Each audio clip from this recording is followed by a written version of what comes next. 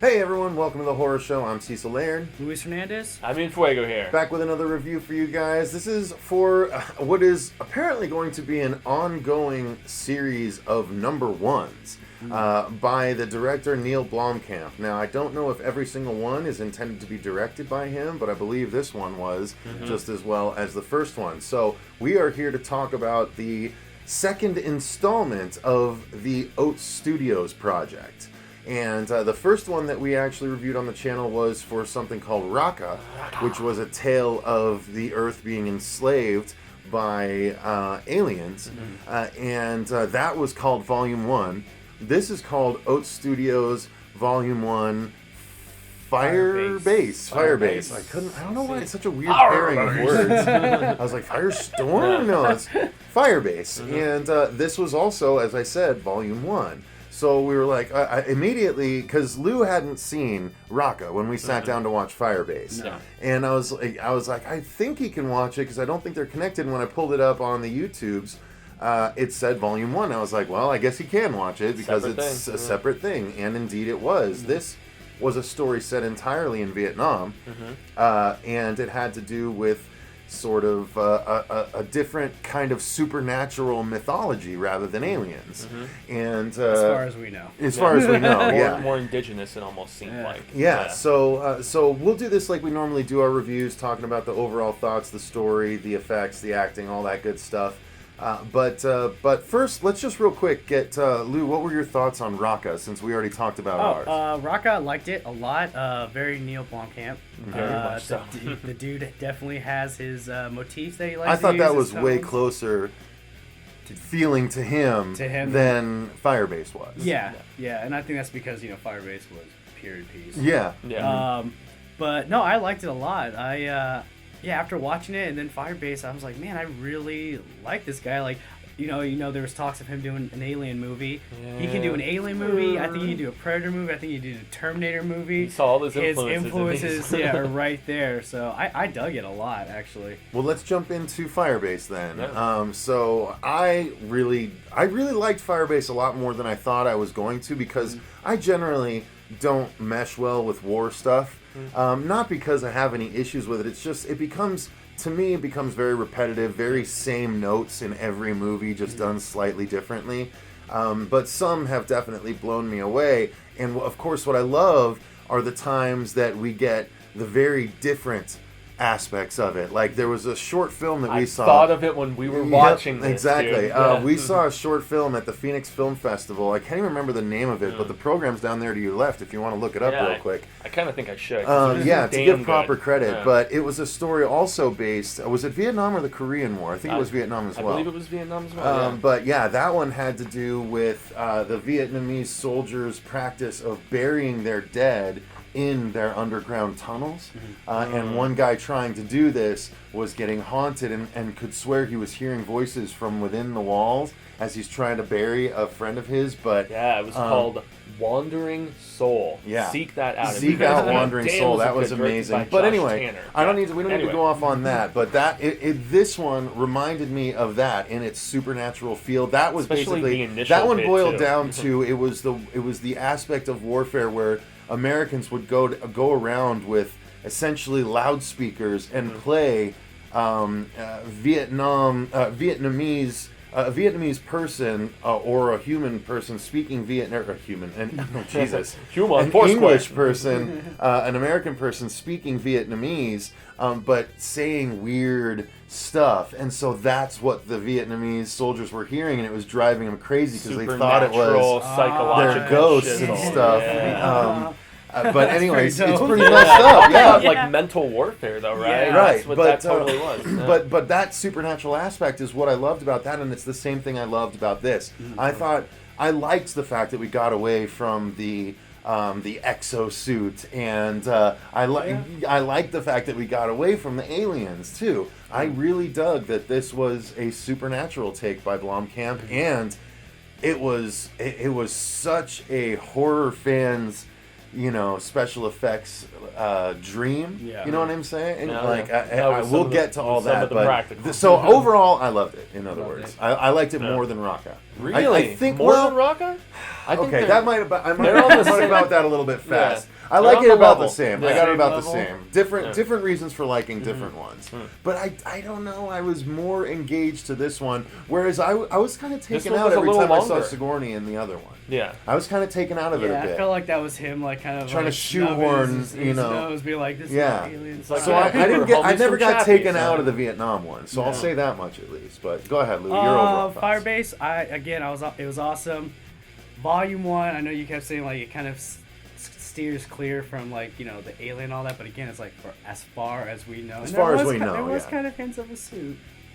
Well, okay, at the end, yeah, you're right. You're right. No, you're right. You're absolutely right. Yeah. So like Yeah. again, Niell Blomkamp has his Tropes. his tropes that he Truly. likes to use. The one thing I really liked about it was the footage that they showed. Yeah. Where most times when people try to capture like a film reel, they kind of you shoot digital and then you kind of overlap it in post and you kind of go like, all right, this doesn't feel like it was shot on film, but I feel like he really Nailed the nailed file it. footage. Yeah, It looked like it file looked very footage. authentic. Yeah. That was really really impressive. It did make me wonder if they were using some stock footage at certain points. That's the point. See, I'm Yeah, sure that's- they might have. yeah. I'm sure they might have been like mixing it in. Well, to that's kind the of thing. mess with I the don't mind. think that they did. think That's they that's shot why I think they everything? shot And everything. just All with right. proper Because filters and- there's no way that they could have had the angles on some of those explosions that yeah, they did yeah. in that clear quality. Yeah. No, but that just speaks to the man's talent. Yeah. It was so evocative of that you figured like he must have used some stock I footage. thought It 'cause felt there's so authentic. much And, and floating here I around. am. Yeah. I'm talking out of my ass. I don't know the guy. Maybe he did use stock footage, and he just He's pulling a tweaked Jim it in a way. Carrey. He's talking Yeah. out of his butt.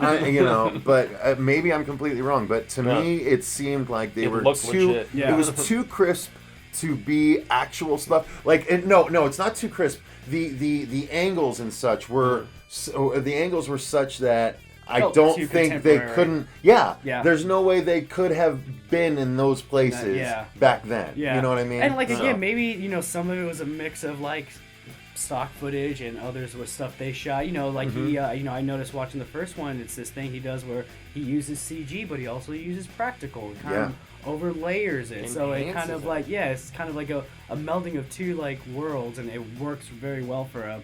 I loved the River God's look.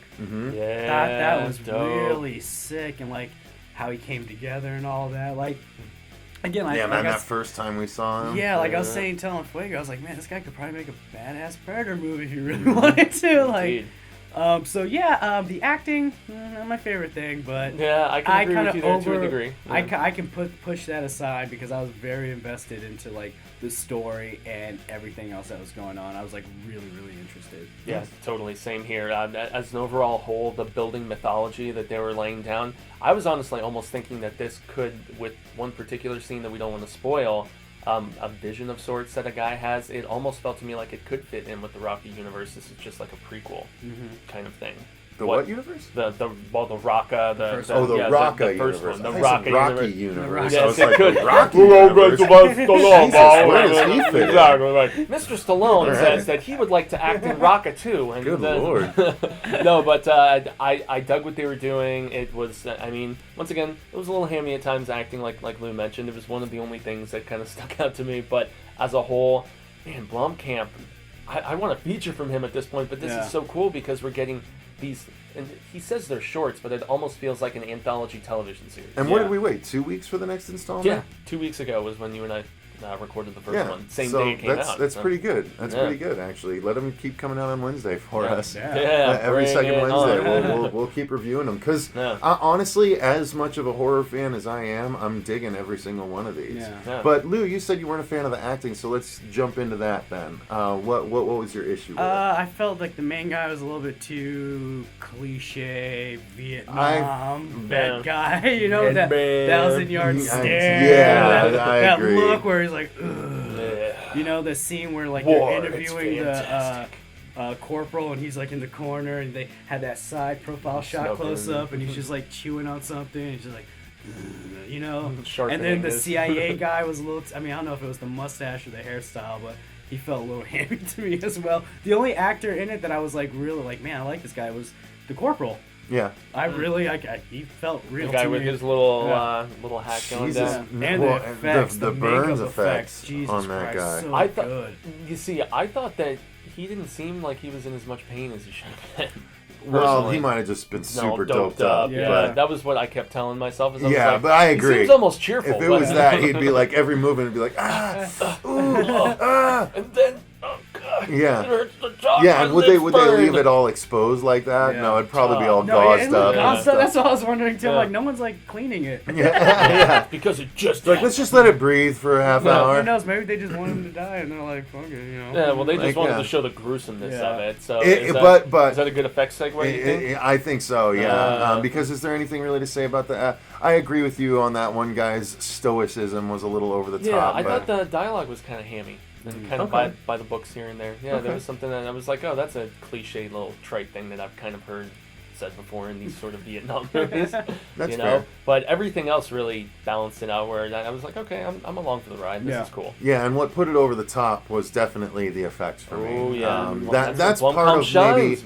See, I did love the creatures in Raqqa, but I thought the gore. Although there was the one shot of everything, the mine going off in the street in Raqqa that was cool. so amazing. Yeah. He shows the disassembling of people so freaking well. Yeah. Like, Also when that the human guy had the messed up neck and was like talking for them, I Yeah. thought that looked pretty dope too. yeah, but the Raqqa. when the river god first became the river god, and his cool. and in fact I've seen it in a lot of the screenshots where the flesh is coming right off the face and it's bones underneath and it's Yeah. he's still walking around just like flesh and sinew and bone and it looks really you could tell like, oh, there's the CG transition, but Yeah. some of the effects, the way they had it work was really cool. The what I'm gonna call it for any DC Comics fan, the flesh beetle armor looks so fucking dope, dude. Nice. Or how about the That's really opposite good. of it though?